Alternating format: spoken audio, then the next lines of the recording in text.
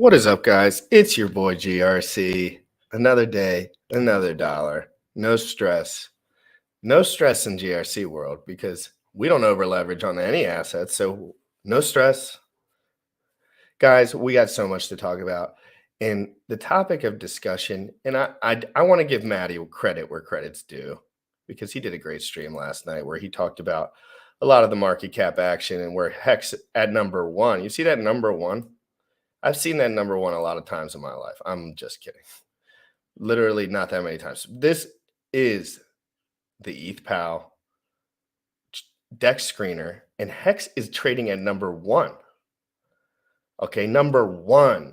Think about that. If you go a couple down, we're going to skip this YZZ thing for now because I have to see if there's real users there, like human. Like I got to make sure it's not one person that's playing a Gunther or a little Wolverine on it, we call it.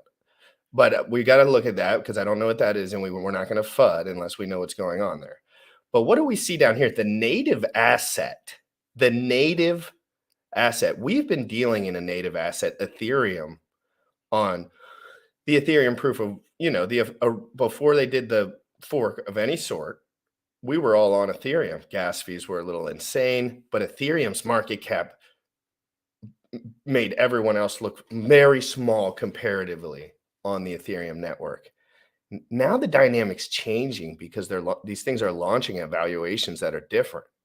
So it's funny to see how some of these, Hex being at a zero valuation by in turn made more people want to buy it. You know what I mean? If Hex was at the same exact valuation on the other side somehow, although that's not really possible, nobody would be buying it.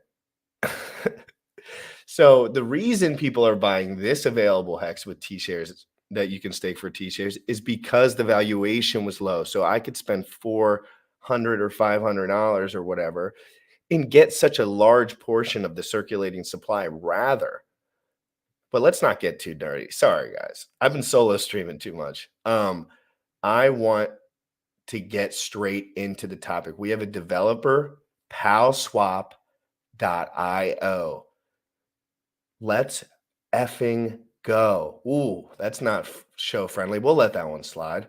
I'm so excited to talk to a developer because everyone I try to talk to who's not a developer, other than like the 2 or 3 friends that I talk to every day, seems to miss a lot of the nuanced points on the underlying fundamental layer of the blockchain technology. And it's hard to have a conversation unless everyone's on the same page. So let's get him in here. I want to know if he has questions for us too, like as we move forward, like the community, about Hex, stuff like this. But I want to talk about technology, interoperability, volume on these exchanges, what's going to happen in the future. Sam's got so many questions, guys. Crypto in the Morning, live every single day, 11 a.m. Eastern.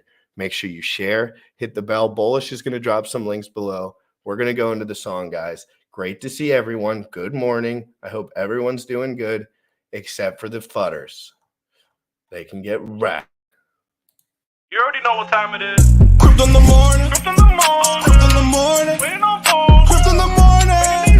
Crypto in the morning. Ready to take notes. Crypto in the morning. Crypto in the morning. Crypto in the morning. Waiting on phone. Crypto in the morning. Crypto in the morning. Ready to take notes. Smoking a blunt on my way to the gym. 11 a.m. and I'm already tuned in. Got me some Hex and I'm making a stake. Got me some Hedron, I'm making it rain. Pay me some Maxi and that's just in case.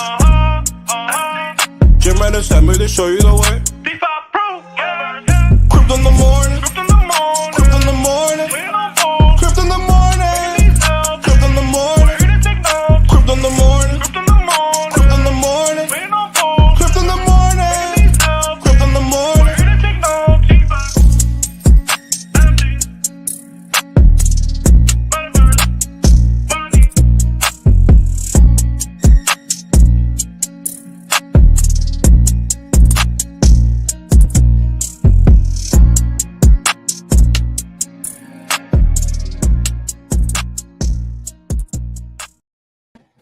Yo, good morning. It's great to see everybody. I'm excited about today's show.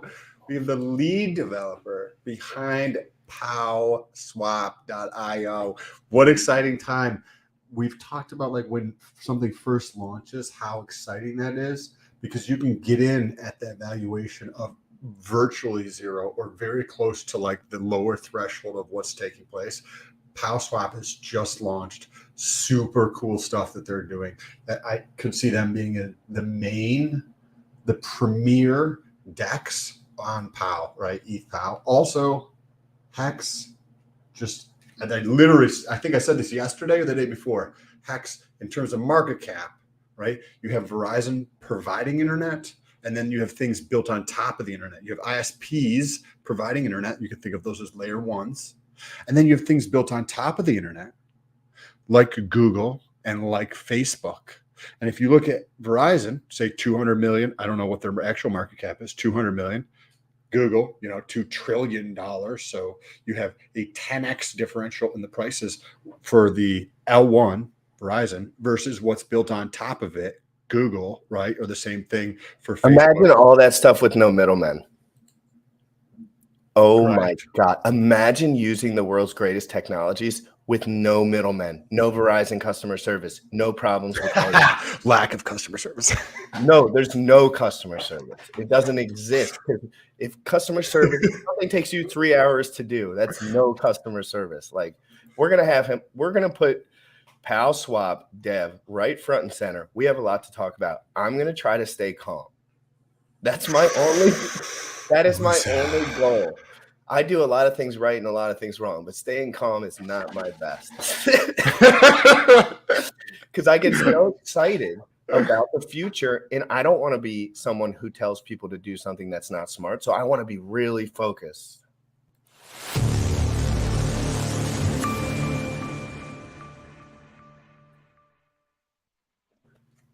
Corner Glass is in the house. How would you like us to refer to you? And thank you for taking the time out of your day to come on. I know we were going to chat yesterday, the day before, and you were working on some stuff, but thank you. How would you like us to refer to you? KG? Just call me K, but first of all, thanks so much for bringing me on and for the warm welcome and for your excitement. Jim Rat Crypto. Sam, thanks. Love it. Hell yes. Thanks Hey, for coming on, brother. I know we had talked about this a little beforehand, but people love the context. People love to know a little bit about people to give an understanding of where that person's coming from. We chatted for a couple of minutes before you came on, but would you share with the audience of like a little bit about your background and then how you got into crypto? For sure. So, well, my background is backend developer. Like before crypto, I worked at like web consulting company, done websites for big companies essentially, or the systems for it. And yeah, then beginning last year, got into crypto. Essentially, I was trying to figure out what I do because I wasn't happy with what I've done before. Like I want to change in my life, and it's like, okay, well, I have enough money to do whatever the fuck I want to do for like a year. And so, okay, well, I have only one thing that can guide me, and that is curiosity. And one thing I wanted to understand more was crypto. I already like knew some stuff about crypto, but like understand it on a deeply technical level because that's where the fun for me is. And so beginning last year, got into crypto and somehow learned about Solana and then just dove deep in that ecosystem, that community, done some freelancing there, done some other stuff, done some MEV development, and well, stayed in crypto ever since and just kept learning. And like, I love the tech. I genuinely love like how distributed systems coordinate and like how they can coordinate in a trustless way. How to get truth between different parties that actually have like that don't trust each other, and like how to make computers do the right thing and that fast. That is super exciting to me. And yeah, and then like a month or two ago, I learned about, well, the merge is actually happening. And I learned about the point from Galois Capital. So you didn't have any secret dev powers that told you for certain, because I was under the impression that developers had a certain power that I wasn't certain that it was like, I couldn't be certain that it was actually going to happen. So I couldn't say anything, but I had a feeling this, like Sam kept saying, like, I'm like, oh, they're actually going to like press the button, you know? Finally. Right. But I couldn't be sure. So you're saying even someone with a little more nuanced insight on that stuff, you had to wait even to figure out that for sure it was coming out. Absolutely, yeah. And like I had no guarantee either. And like sure, I'd like others to think that devs have superpowers, but we unfortunately do not. So I had no idea either, but like it looked like it's gonna happen. And so I really liked the point from Galwa Capital that, well, like there will be a fork for human reasons because after the merge, the miners do not make money anymore. They cannot feed their kids, like literally. So they're going to do something about it.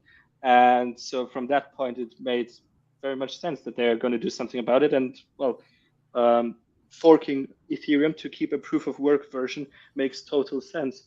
So I saw the fork to be very likely. I didn't know like how it's going to play out, if there are going to be multiple forks, who's going to do them, what will people do? Will even people use them? What's going to happen? And yes, so I was thinking about well how to how to make money on this change and on the potential chaos and like there was Oh, so you were there was thinking room about for how to make money. How dare you? Yeah, How dare I know, you right? think about capital? This is about tech only. Providing a valuable service to the community. Oh, you're such a No, devilish we love man that there. here. We love that here because that's the way real men think when they change the world. You got to get Absolutely, a and like value and you got to push.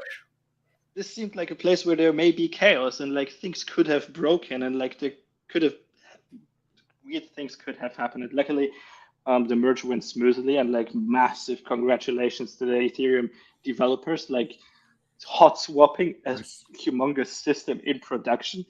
That is impressive and it worked out perfectly. So that is crazy. But you know, we have a fork, and so my thinking was, well, what are the what will people want to do when there is a fork? Like, what is definitely going to happen? Because I cannot predict the future, but like some things are almost certain. Like people will want to trade their stuff, like either to sell or to capitalize on like places where they see value when no one else sees. And I think the Hex community saw one place where with potential value, and that's why we've seen so much volume. And yeah, so people are gonna will want to trade, and it was known that Uniswap will not support Ethereum proof of work. Like you will not be able to select Ethereum proof of work on their network selector in the top right. So a lot of the Hexicans, just so you know, like feel like trading volume wise, like on Uniswap, like Hex is what made Uniswap popular in a lot of our opinions early on.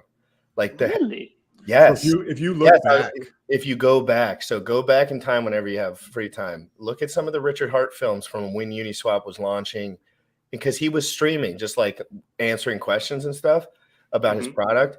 He made Uniswap popular, and he loves DeFi, and he loves this stuff, and that's why he did the best immutable smart contract that we know of at the time for producing yield. So a lot of this stuff we already knew. Like I already knew, like I knew if the fork came out, I didn't know what it was going to look like exactly, but I watch a lot of RH, and he's coming out with a layer one himself. So he talks about the game theory for hours. So and he's smarter than me because he's been around since Bitcoin was 1 penny. So like he clearly understands how things work. So I pay attention to the guys that have been around forever. And he was saying, you know, we made Uniswap popular volume wise. So I had a hunch that whichever fork happened first, whether that was Pulse Chain, which is Richard Hart's layer one fork, or this one, I said, whichever one it is, it makes no difference. Because this is the way technology is going. And as long as they work and there's reasons for people to mine and keep using the system, which I think there is, people have spent so much money on hardware that I know people that like to run hardware just because they like to. Like, right. So I forgot what I was talking about, but I love all this stuff. And I was really, that's why me and Sam and Bullish were really prepared. Like day 1 or 2, we were like, waiting for these apps to kind of work, making sure everything was safe. And then we were buying, you know, maybe not a lot of USD value worth because there's no liquidity, but we were buying large amounts of the supply. I would love to, Kay, I would love to, this is an awesome story, by the way. This is fascinating.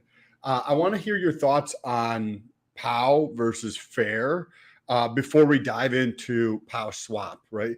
Because we have 2 forks going on, you know, simultaneously. And what's your personal take? You're in really deep into the weeds with the folks you're working with and collaborating with, and I think we're all in a state of flux, right? You said that, oh, what are people going to want to do at a fork? There's going to be chaos, right? There's going to be things that people want to do. And we're kind of in that realm of like, what F is going on, because we have fair and we have W. And I just want to hear what your opinion is and what you hear in like the grapevine. So I can't give you like a deeply technical opinion on Ethereum Fair. I haven't investigated them really.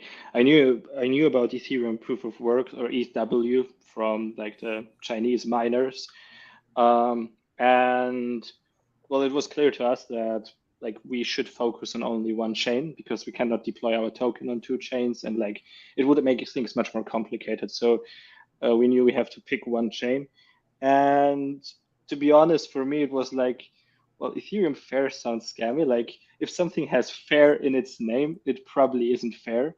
Just like when a site claims to be extra secure, it probably isn't. So you just mean first glance, like first glance when you were just like eyeballing. Yes, exactly. And like when looking at it, there were some weird airdrop stuff for Doge holders and stuff. And like, oh, I don't know. That sounds weird. Maybe it's just to like get the attention of those communities. Like sounds weird. Ethereum. The ETHw sounds less weird, so we are just gonna roll with it. And like, they launched at the same block height at the same moment. Yeah, I didn't know. I think a lot of people are confused about that in the chat, so I just wanted to mention that. Like these two products launched at the same exact moment in time. That's why the block ID is the same. So, so you were saying, you're like, I'm not exactly sure about this fair. Just right off the rip, obviously this is just conjecture. We don't fucking know. We're not Nostradamus, but just right off the rip, you're like, I'm not sure about this one potentially. And so you obviously concentrating focus is better than dispersed focus, right? At accomplishing things. So you're like, I'm gonna concentrate over here. Was there any other first takes on ETH Fair that you saw or heard of or were looking at? No idea. Like, so then like we kept still like monitoring like what people in our group say, like, and once in a while there was someone asking like when Pow Swap support for Ethereum Fair. So that was like, okay, that's interesting. And it was always from the Hex people. Yeah, so like I saw that there's some attention, but well, not enough to like change our plan, because again, it was much easier, like also from a technical perspective, to just focus on one. But like I cannot give you like deeply educated takes. Like all I have is like just the first hunch, and that's why we went with ETHw. No, thank you for that, Kate. Cool. Can we first go into like the token, the Pow token, and the tokenomics of that, and behind like what's going on with that, before we get into the semantics of how PowSwap actually works? So I'm looking at the DEX screener. I'm looking at the top 100, and because I'm in the Hex community, right? And I'm like, okay, Hex is fucking dominating the top 100 trading pairs, and I'm looking at it several hours after it launches, and then I'm checking several hours later, and then I see this POW, and I was like, okay, cool. I've been scrolling through this several times, and I haven't seen POW. Cool. And then I'm looking through several hours later or the next day, and I see POW and it's paired with Hex. I was like, oh, that's interesting. I guess somebody's trying to pull liquidity out or do something there. And then I keep going, like several hours later, the second or the third day, and I see that Pow is now paired with several other things over there. And I didn't understand what Pow was at first. And then you came across my radar on Twitter or something, or somehow, like that's how, right? It's decentralized, right? There's no like one place. It's like, hey, Kay, somebody who knows somebody, and you're like, hey, Sam, check out this thing or something like that. And now you're here. So can you tell us about the token, how it works, how it's distributed, and some of the tokenomics behind it, please? Of course. Thank you. So essentially, for our token, we take a lot of inspiration from SushiSwap. Like, why reinvent the wheel when you can take tokenomics from other successful projects that do a very similar thing. So for our token, the way how our token gets minted is through farming. Farming means well, you provide first liquidity. I think that's what you know very well about yield, providing liquidity. And then you put those LP tokens in farms, which means essentially you stake those tokens with our contract. And in return, our contract rewards you with POW tokens. And our contract is the only thing that is able to mint POW tokens. Like, not even I, as a developer, can mint more POW. It is limited to the contract. And so you stake those LP tokens, you get POW. We can control for which LP tokens you get POW. And of course, you get the most POW for staking the POW ETHw liquidity pool, because this incentivizes liquidity for our token and gets us attention. And like you saw us on deck screen, so that's very awesome. So our token gets distributed through farming. In the first week, we had 10x farming rewards, and we essentially minted like 450 million tokens. 90% of the minted tokens go to the farm, 10% go to the dev wallet to finance our operations, and of course make this for us worthwhile as well. And so, yeah, first week we minted 450 million tokens, and now the rewards reduced 90% to, well, 90% less. And this farming is an incentive to provide, to have liquidity. And it's incentivized people to lock LP tokens in our farm. And this allowed us to do the migration yesterday. We moved away from like the old Uniswap contract that was on chain, just like the Hex contract that was on chain, because like the chain forked, and now suddenly you have two of the same contract. It is immutable, but it stays there. So just like the Hex contract stayed on chain and was immutable, so did the Uniswap contract. So while no Uniswap UI worked, the liquidity and everything that was on Uniswap still was on Uniswap. And for the first week, we were a user interface that allowed you to interact with that liquidity. But ultimately, we wanted to move to our own contract, which allows us to, like, for example, collect fees that we can then later distribute to holders, but more on that later. Collect fees, but also show up as our own DEX on DEX Screener, on CoinGecko, whatever. So farming, you take LP tokens, put them in the farm, which is our contract.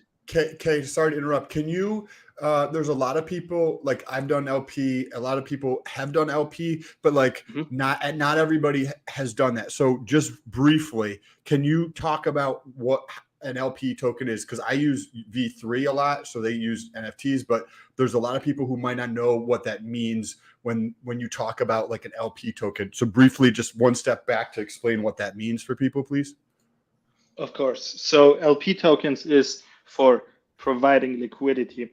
So the easiest and the oldest way to trade tokens on chain is through AMM pools, things like Uniswap or SushiSwap.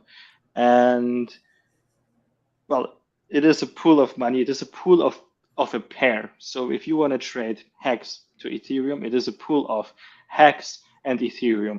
And like the pool is 50-50, essentially, of both.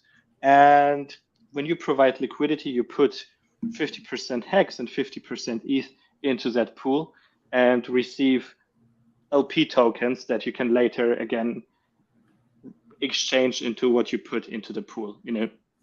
And you want to do that, provide liquidity, because liquidity providers get rewarded in trading fees for trading on the pool. And you need such a pool to find a price and like to do orders, to do trades of like any size. And the more liquidity there is, the larger trades you can do, the larger buys or sells you can do. And liquidity providers. It also protects the downside risk for new users if it's brand new, because if you only spend a little bit of money and you're a new user anyway, you know, how much money can the rich dudes really sell on your head? Not much. They're not going to just play around. Millionaires aren't going to play around with $30, $100, $500, unless they're just trying to learn. So I always try to tell the new users, like, sometimes it's good to take a little risk on some of these things when their liquidity is so low, because the floor is kind of in, if you know what I mean. Absolutely. Absolutely. Sorry for interrupting your train of thought. No worries. So you provide LP, you get an LP token, and then you take that. So instead of an NFT, like just for me, right? So V3, which we talk about a lot for before everything happened. V3, you get an NFT that represents your position because you can use concentrated positions. With this, you provide over the full range, and you can get a LP token. Now you can take this LP token and you can use this for farming, and that's where you were about to go into before I interrupted you a minute ago. So you got these LP tokens, right? I'm providing Pow ETH LP. I get some of these tokens, and now I want to take this and go farming. And please go ahead. Absolutely, yes. You have those LP tokens. You get money from trading on that pool. That's why you want an LP. And now when you have those LP tokens, what we offer a farm, you can put those LP tokens into our contract. You don't lose anything. You still earn yield on your LP tokens, but in addition, the contract distributes you Pow tokens. This incentivizes for us. People provide liquidity in our DEX, and it allowed us yesterday, because we had a lot of liquidity staked in our contract. Our contract had a special migrate function, which allowed it to take all the LP tokens that were staked in it from people that were farming and move them to our new DEX contract, which is the same as the Uniswap contract, just with a small change.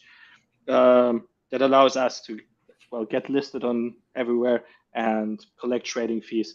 The staking contract moved this liquidity to our new DEX contract, and people are now providing on our contract liquidity. So it allowed us to do this automatically, and we reward the people for that in Pow tokens. And that's how Pow tokens get distributed. Oh, this is exciting. I'm super excited because there's somebody had built a front end for V3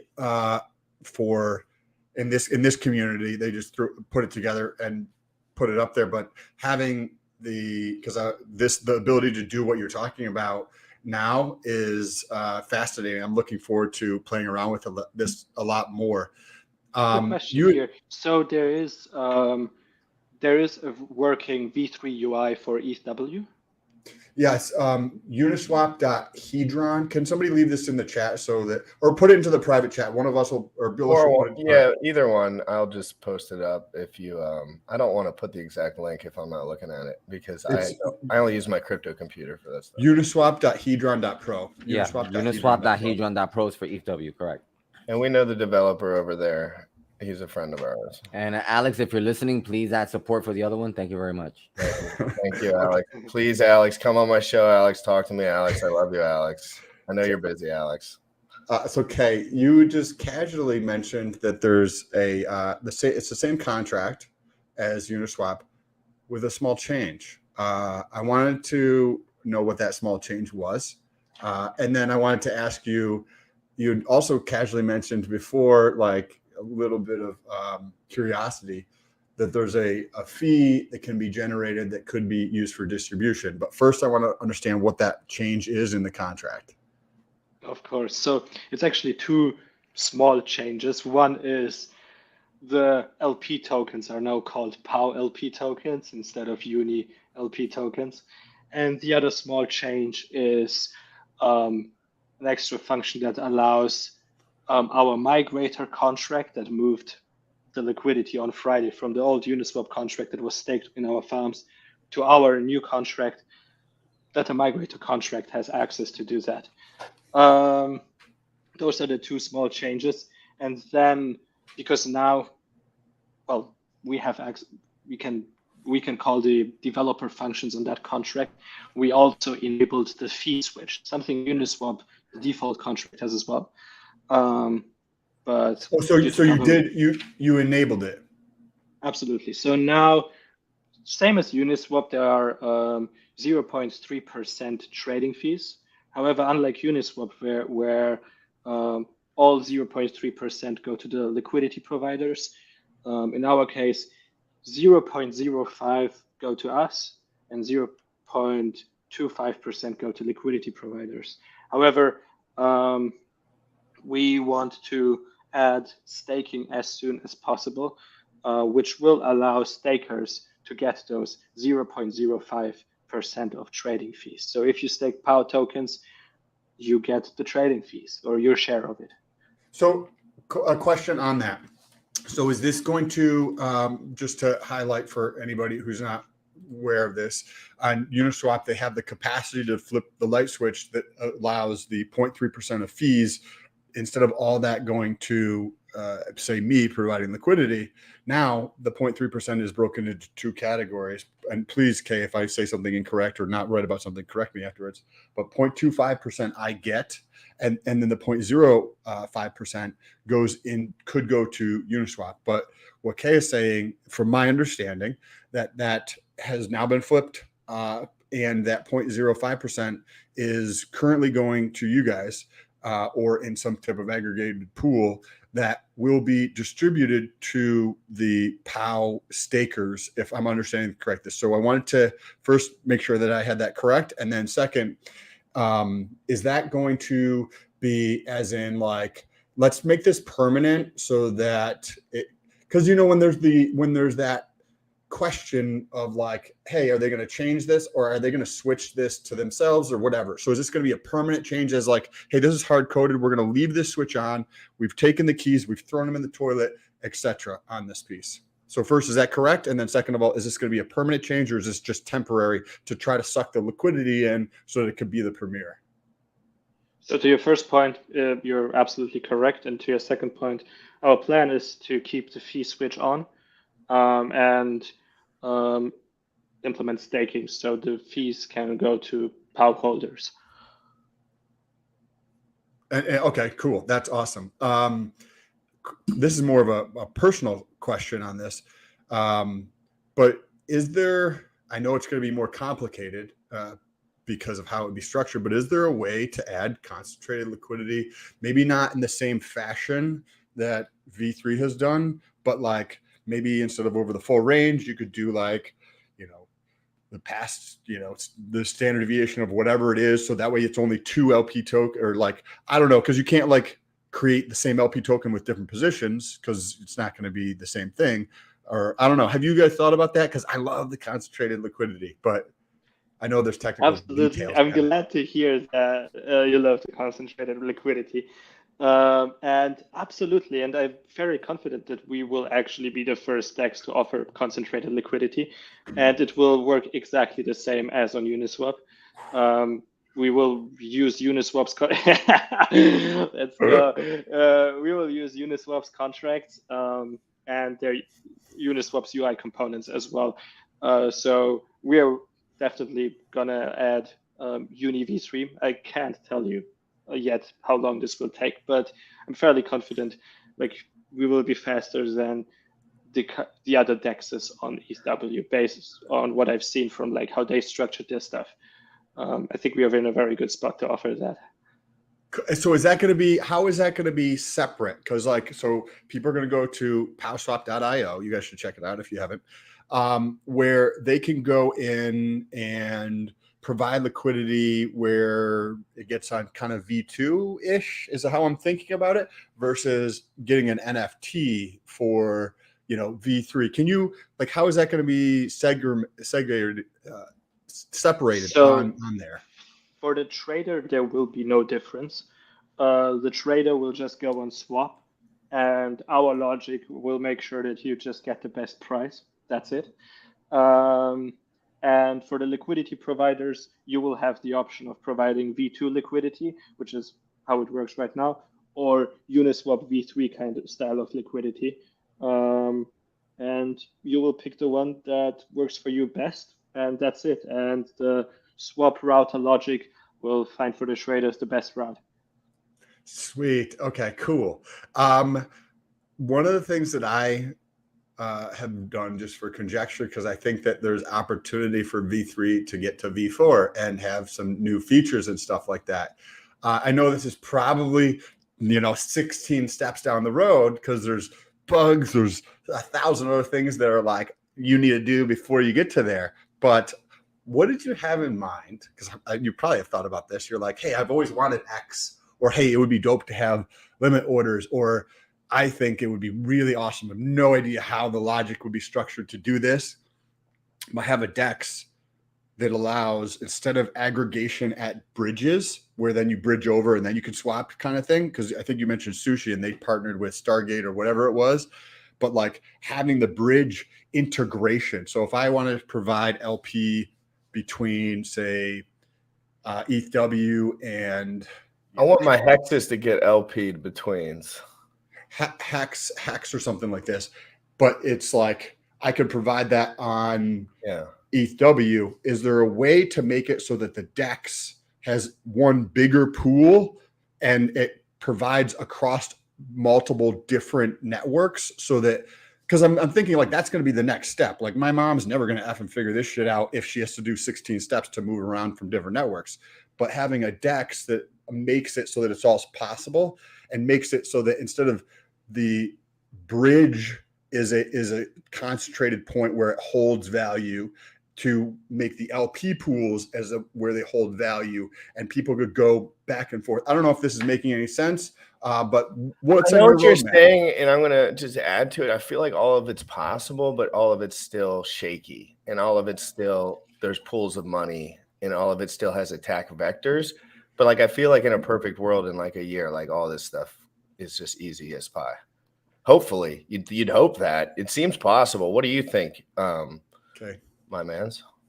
So that's an awesome idea. Like to be honest, we are not thinking that far right now. Like we are just really thinking day to day, because we really don't know what's going to happen the next day, who's going to pop up, what's going to happen. We try to like just solve the need of people, allow people to trade, and then work from there. But to your point about like liquidity across chains and across bridges, it sounds kind of simple, but I think this is a trickier problem than it sounds, because the problem with bridges are bridges.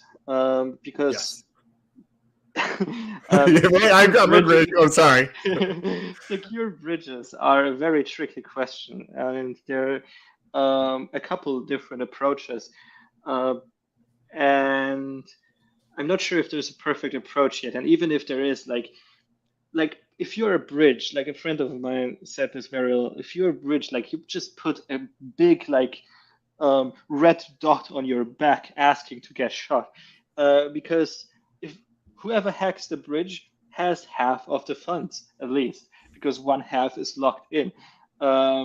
So bridges will stay to be a very big attack vector, and the weak link in cross-chain stuff, and also the link, but also probably the weak link. So I think it will still take some time to find a good solution to that. I totally can see other projects solving this, but well, not sure how they will work sustainably. Okay, what is, and this is just us talking out loud here, and I'm sure that you haven't thought that far down the road, but like on that issue, I've used the same example of like not necessarily a target on my back if I'm a bridge, but like if I've got, $1 sitting on my table, it's cool, like that's a risk. But when you have there's a collection pool of money just constantly filling up at a bridge, like as that pile grows, it just becomes a bigger and bigger target for people to attack. Absolutely. Like that's why we have so many movies breaking into bank safes. Oh yeah, great freaking point. Great point. So what about on, even if it's point, imagine how sketchier that would be to like break into a bank, and people did that forever. And now this, you could do it. You could go to your grandma's basement and just get a couple of computers and a couple of buddies and just be like, hey guys, you got $1 million? Let's fucking 51%, or whatever it is that the plan is at that point. Like, but I think the most important thing is hacking the protocol not valuable, like making it per dollar very like not sustainable. Like that's the play, it seems like, in the tech world. Like, oh yeah, you can hack all our accounts. You have $100 billion, you might get arrested too. So it's kind of like, but some people will do it. Some people will capitalize on that. Absolutely. Is there like making it simpler? So in the sense, I'm still thinking about the bridge and the DEX and somehow to integrate these together, because I see this as the next evolution of this, where the money can flow much more freely around ecosystems, right? Where maybe it's not all the pairs, but maybe the network, like, you know, AVAX or like ETH or whatever it is, with, you know, the native most popular stable of some sort. And that way the pair on where, say, Pow Swap is launched, right? W and Pow or something. Maybe that's like the number one pair right there. But then on other chains, it's like, say, USDC and, you know, ETH or whatever those pairs are, and somehow having one aggregate pool that allows this to be no bridge involved. I don't know what the details are. Well, but there's one simple solution. Just use one chain. And I think my thinking is this will eventually happen because like people will use the chain that solves their problem best. And ultimately, I do think like for one specific task, like one set of tasks, like DeFi stuff and whatever, ultimately it will gravitate to one chain that just works best for everyone. And cross-chain will not be between different chains that try to solve the same problem, which is, well, for example, trading and fast transactions and smart contracts. Real cross-chain will be between chains that try to solve different problems. For example, one chain being fast transactions that allow market participants and high-frequency traders to arrive at a price in a decentralized manner, and maybe even better than like on a centralized place. And then there will be chains that solve other problems, like, for example, data storage and permanent data storage. So in my opinion, cross-chain will be between things that solve different problems. And ultimately, this means that in that world, liquidity will pool in one chain. And the solution to hacking is reducing complexity. Bridges are hackable because you chain so many different systems together. Like bugs increase like exponentially when you chain systems together. Ways to hack increase exponentially if you chain systems together. Uniswap alone worked for 3 years now or whatever, and is super safe because it is one simple system. But as soon as you build stuff on top that interact with this bridge, you introduce so many weak points and weak links, and one of them will break. So simple systems are the solution, and in that regard, one chain is a simpler system. That's interesting, the way you put that. So say one unit, just hypothetically speaking, 1 unit increase in complexity in a system of smart contracts or just system overall increases the, you know, amount of risk vectors or attack surface or whatever you want to call it by maybe a 10x. So the game, right, is how you guys are thinking about things, and the people you're working with is how can we try to make it as simple as possible to reduce those pieces?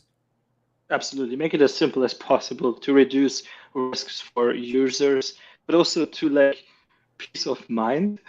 Like simpler systems are much easier to develop on, much easier to maintain, much easier to like verifiably show that they are secure. Simplicity is the solution. Do you find opportunities in that piece where you might have something that's executed by, say, seven smart contracts? And I don't know, I'm not a developer, but is it 7 contracts here? But then you're like, wait, if we do it slightly differently here, or the different logic or the correct nomenclature to describe what I'm talking about, I can take those 7 contracts and reduce it down to 2 contracts. Is that one way it's thought about? Or absolutely, and that is like, and therein lies the genius. Like that sounds simple, but it's hard. It is like, really, how can you reduce something super complicated in something that like a lot of people can understand? Therein lies genius, and this is true for smart contracts, but I think this is true for furniture as well. For anything in our world, how can you take multiple complicated things and just make it into one simple thing that everyone understands. If you do that, you are a genius and have made the world a more beautiful and better place, in my opinion. I love it. This has been awesome. Is there any questions lined up? If you want, GRC, do you want to check the chat to see if there's any questions lined up for Kay? And then Well, we have a couple questions that we can talk through real quick, and one of them being, do we plan on having limit orders? Because a lot of us guys like limit orders, so we're just curious. so people work and they want to be like, hey, I want to put a trade on. It starts at the beginning of the week and it's available for the week. I know the volatility in crypto already. 15% a week is going to be your minimum volatility, probably up or down. So like I like to leave it around 8%, 11% lower than where it's at. And if it doesn't fill, it doesn't fill. You just lose a gas fee. But generally, I like to put in limit orders when I'm buying because the gas fees are less. Do you have any thoughts of doing that feature? No thoughts yet. We haven't we heard people asking for it. We haven't investigated like the technical feasibility and like how much effort it is versus how big the need for it is. Matcha.xyz has a good example if you want to look at it. I don't know if I use that personally. Matcha.xyz.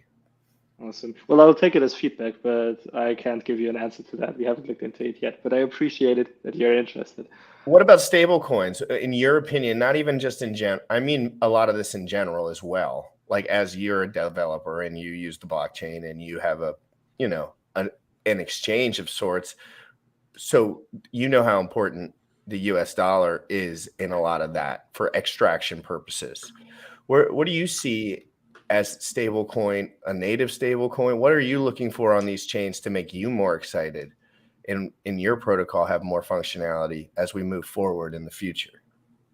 So yeah, well, stablecoins are super important for people and traders. Like even if you don't agree with the philosophies of the stablecoin, like to temporarily hold value, it is super important and super valuable. So, and this is something we need on ETHw as well. Currently, there are like two bridges, I think, that allow you to bridge stable coins. But again, like here now you're suddenly multiplying the risk and multiplying trust, because you not only need to trust the stable coin, but also the bridge. And especially with the bridges currently, there's one bridge like that was endorsed by ETHw Core, bridgetech.finance or something.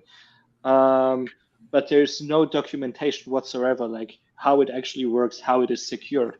And like my thesis right now, it is that it actually only has one relayer. So one party that is standing between those chains, like what is the truth?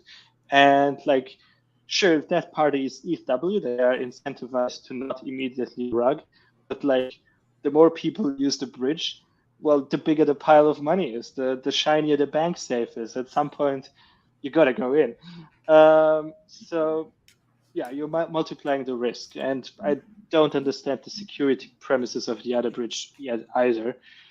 So a native stablecoin would reduce risk significantly. Then you just have the stablecoin risk, and well, that is something to deal with, at least temporarily.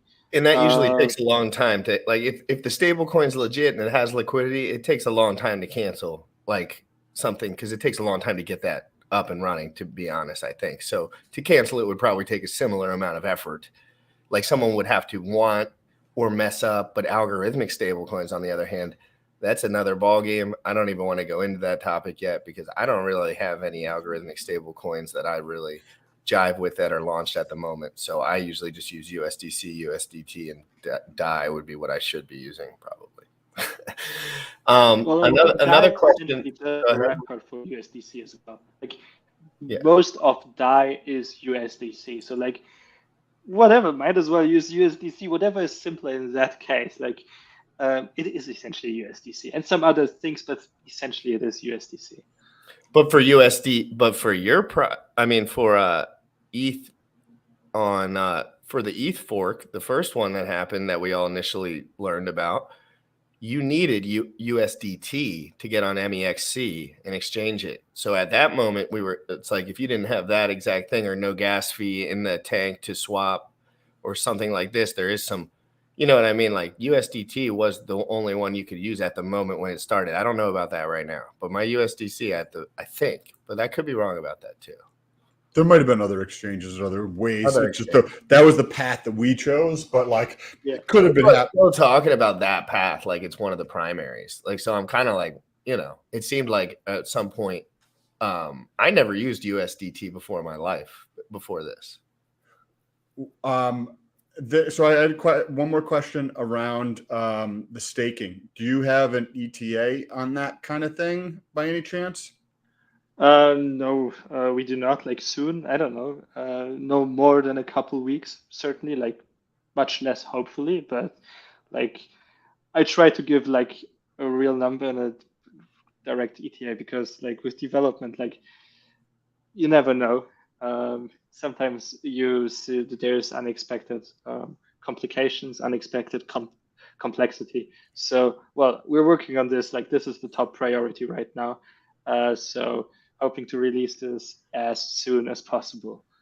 When you get to that point, feel free to reach out and we can bring you back on for a segment and we can talk about the semantics of how the staking is going to be laid out or whatever the case is. Absolutely. Can I ask you I'd how love many that. That's hours awesome. you spend a day doing work like this? Well, the last weeks, like I worked on this in like 3 weeks. The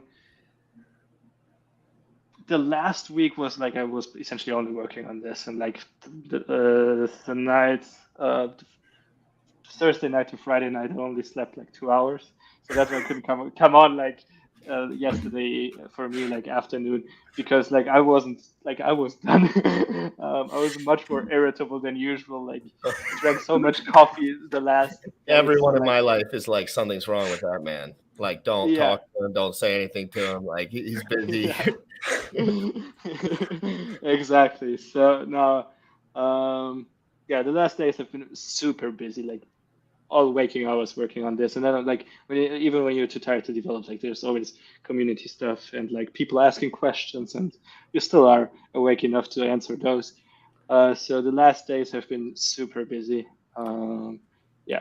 Do you have any questions about the Hex or ecosystem that we come from? Like, I say Hex, but like there's a lot of different things. I don't want to go into all of them. They kind of stem around producing yield, trustless yield on immutable smart contracts. That's kind of the stuff that we are in. Do you have any questions? Like, I don't know if you've ever even dove into that side of things. So I'm just curious if you could know more than I know about it. So I'm just wondering. No, I really came into this chat like really wanting to learn from you guys about like how we as a DEX and a swap, how we can provide more value to the Hex community and I like can tell you how to what do that. your needs are and like especially what your needs on ETHw are because like before ETHw I haven't interacted at all really with hexagons, so I'm learning a lot right now and would love to hear more from you.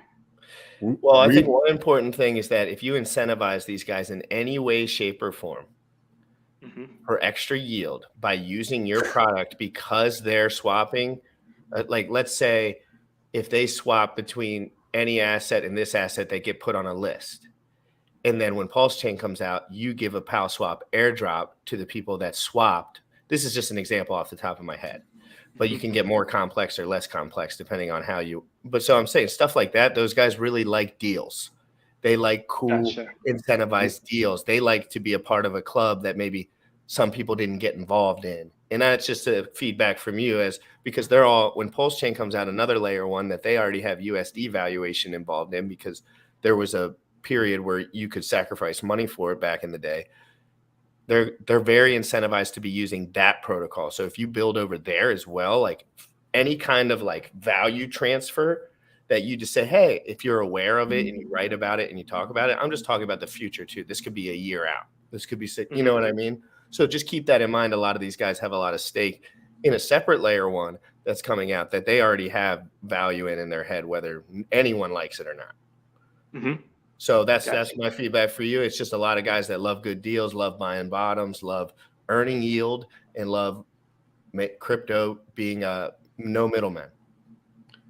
And if you this is for me, but I'm sure it goes for GRC or Bullish in the background, or I don't want to speak for the entire community, but like if we can help in some way or answer questions or provide support in a way, clearly you get to see that this community at least is paying attention enough to be the first people on the fucking new forks relative to any other community, because they're paying attention to this stuff. In my opinion, there's a lot of smart people in this community, but that goes for every community, but they have to be really paying attention. If you need help with something, if we can provide value in some way, if we can support in some way, if you're like, hey, this new shit's coming out, we got staking, it's dope as fuck, like, let me know. I'm happy to help. I like people who are, open, honest, and just trying to provide value by coming up with, a creative way of solving problems, like, reducing that complexity. I think is golden. Like, I love the way that we put that. Please feel free to reach out. We want this all to work. Yes. We want this all to work because it's awesome. And it was so beautiful to see, like, in our in the PowSwap Telegram chat, like, once in a while, first, like, there was some people were there, like, with the hexagon, whatever you call it, in his name, and like had some problems, and then maybe like one of the founders or admins or whatever helped them, or like we were in DMs helping, and then after they stayed on, and like when other people had the same question, they helped out, and like, yeah, dude, the Hex community is out for you. I'm like, wow, that's fucking awesome and beautiful. And so I appreciate a lot. And well, of course, one thing you can do is use PowSwap and transfer liquidity from Uniswap to PowSwap, or like from the Uniswap contract. That's literally what I was going to be doing after we finish up here. I appreciate it so much. Thank you very much. Yeah, we are working on being like the DEX you go to when you are on ETHw. Our goal is saying Premier. Start throwing the word Premier. Throw the when Premier you say DEX. Premier. Love it. All right. That'll help you PowSwap frame it into reality. Love it. Awesome. Yeah. So that's what we are working towards, and of course, people using it helps us out a lot. And we are, of course, also talking about stablecoins, figuring out what is the best bridge, and if there isn't a best bridge, can we provide the best bridge? Like how we can actually like provide, safe-ish assets, and decide what will be the canonical USDT. If USDT isn't going to decide to be natively on the chain, which bridge are we going to promote as like the solution? We're working on all of that because, again, we want to be the place where like people actually seriously use the DEX, not just a place for shitcoin casino. There's a bridge that runs on a side chain next to BTC that is, I was told it's trustless. I don't know about how to fucking verify that, but maybe there's something there that you could fork potentially, or copy a lot of elements or design cues or whatever it is from it. I wish I knew the name. It starts with an S, Sovereign or something. It's the RBTC side chain. So you can basically bridge in BTC, but it's trustless through this process, and whatever they are doing could hopefully be copied, or hey, this is what they're doing, let's do it like this, but make it even simpler, make it even stronger, make it even less trusting of it, in a way that allows it to happen. Hopefully, if I can find the name of it, I'll shoot it to you on Telegram. I appreciate it. Where can people show where you want people to check out? Like, is it your Twitter? Do you have a Telegram group to answer questions? Like, go ahead and talk about that stuff as we go through and wrap things up here. So PowSwap.io or app.powswap.io either works. You land on our app and you can swap, where we hopefully solve your problem, which is trade and swap and make money. Follow us on Twitter on on Twitter at PowSwap_IO. And on our main page, we have on PowSwap.io, we have a Telegram icon. I think on Twitter, we have it in our bio, but also I can just give you the link. Come to our Telegram. This is the best place. People are so awesome. It is super active. People are excited. Like our mods literally work voluntarily for us because they are excited. Everyone is excited. So the Telegram is the place. We do have a Discord as well, but the Telegram is like where it's on fire. I'll send you the link. Yes, and you can put it in the private chat here on the StreamYard, and we could share it out to everybody. That's Awesome. dope. Take your time. Go ahead and pull it up. Yeah, I just joined. I'm causing a racket. So yeah, come join the Telegram, ask questions, and And let's post go. funny memes. We like posting funny. Please post funny memes. Memes are the Our future. people love memes. Our people love memes. We love making big money and buying dips and posting memes in between. Fuck yeah. Love it. It's all about keeping it light and funny in these groups too. Like a lot of these groups don't survive because people truthfully get bored because at some point there is sideways action in every product and everything. Absolutely. Before I jump off, I need to forward you one thing from Thomas, our marketing genius. You both have sick mustaches, and I have to agree with him. Oh yes. Hey, Hey, marketing. yes. He is a marketing. We shaved it. We started by doing we just wanted to have cool mustaches and it stuck, and now we're mustache people. It's funny because I want to show mine off, but I can't. But they've seen it. They've seen it. Producer Bullet has a fluffy mustache too, so don't forget it, everyone in the chat. Hey man, thank you so much for coming on. This has been absolutely insightful and incredible because I need to talk to more people that are actually building, knowing what they're doing, excited about the future, because that's really what's important.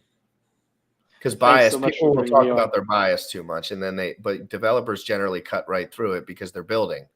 And it's like, dude, we're building. Like, what do you want to talk about? Game theory right now? We're building. Like, we have to build. We have to get the things in order so that the humans can act. This is all about human interaction and emotion. And if you build the right things with cheap fees and a good user interface, the people will come. But then you can have help from communities that also have other trading pairs that, it's the future of DeFi. You know what I mean? And this is what it looks like. And if you want to be the premier deck on anything, you got to just start calling yourself premier, top of the game, just speak it into reality, because as long as everyone's safe, it's all about user experience. We just want a user experience that works properly. Any added benefit to that is only doper, because no one's in the game yet. There's no one here yet. If you feel like there's a million people trying to do exactly what you're doing, I just think there's probably like 6. And half of them are probably alcoholics. So you're probably good. Like, you know what I mean? We're so early in crypto. We're so early. And that's why you're here. You said, I felt like there was opportunity. I felt like there was chaos. You are 100% correct, sir. Like, you made a good decision. And I think you should keep your eyes on Pulse Chain when it comes to building in the future as well, because I think you can do great things over there. Thank you so much. Okay, I appreciate you, bro. If you need anything, feel free to reach out. We're going to let you run. This has been awesome. Hope you guys who are listening and or watching enjoyed this here. Check out PowSwap.io. GRC, you can check out Twitter down below. Check out the Telegram for PowSwap. Check out the Twitter for PowSwap. And PowSwap.io. My Twitter's down below. GRC's Twitter's down below. We're all in the Telegrams now. So, guys, just keep chatting, asking questions. We'll answer them. We'll get these guys to answer all your questions. Just make sure you're joining and paying attention. Go ahead, Kay. I appreciate it so much. Thanks for bringing me on. Thanks for allowing to share a little bit about PowSwap. And thanks so much for helping me learn a bit more about the Hex community and yield and what you're interested in. And that was an absolute pleasure to be on. I appreciate it so much. Thank you. Hey, thank you. Later. No middlemen, man. It's a great life. No middlemen yield is a great life. And guys, Jim Rat Crypto Show starts in 50 minutes. The Jim Rat Crypto Show, we're covering all the ETH forks. We're covering Zen because that's coming out. I have the GitHub stuff listed right over here. So they have some new updates. I got a bunch of stuff to talk about. And we're going to be looking at some Vitalik videos and some other videos as we try to figure out which one of these chains is going to move forward, guys. Everyone, have an amazing day. Stop. Wait. We have some updates. Yes. Before we sign off. Yes. We gave out 36,900 HexF to 5 winners. So go into t.me/Hex POW to see if you were one of the winners. 2 already confirmed. I'm missing 3 more. Go to CITMcast.com to get all the updated links. We're still going to be migrating over to a dedicated channel in a few weeks. And tune into Jim Rat Show. He's going to be giving updates about the Crypto Fitness Challenge because the winners will be announced. Community voting ends tonight, 8 p.m. Eastern Standard Time. So anyone in the Crypto Fitness Challenge who's listening and is not aware, go into the Telegram, it's pinned, and go vote for your community member. And other than that, everyone have a blessed day, and we'll see you guys tomorrow. Hey guys, have a great day. Make sure you fight for freedom. Young folks, you tripping on them motherfucker. Rich your heart. Rich your heart. Bought my Hex from the fucking start. .1 every day we mark. Bought my Hex from the fucking start. Sacrificing all this bread like I'm Richard Hart. Got paid on big payday and I had a hit restart. Now I'm checking on my pulse just to check my heart. Bought my Hex from the fucking start. Sacrificing all this bread like I'm Richard Hart. Got paid on big payday and I had a hit restart. Now I'm checking on my pulse just to check my heart. Checking my MetaMask moving. Look at the Hex, he is mooning. Looking at why they be choosing. Peter is why they be losing. Pull chains out and they'll get me a check. He's gas up and it got me a mess. Remember the times he died collect. Hex I been eating, I'm dying in the best. Getting this back like a year ago. Getting this post, I ain't letting go. Swerving the ring like a Lambo. Getting this back like a year ago. Getting this post, I ain't letting go. Swerving the ring like a Lambo. Bought my Hex from the fucking start. Sacrificing all this bread like I'm Richard Hart. Got paid on big payday and I had a hit restart. Now I'm checking on my pulse just to check my heart. Bought my Hex from the fucking start. Sacrificing all this bread like I'm Richard Hart. Got paid on big payday and I had a hit restart. Now I'm checking on my pulse just to check my heart.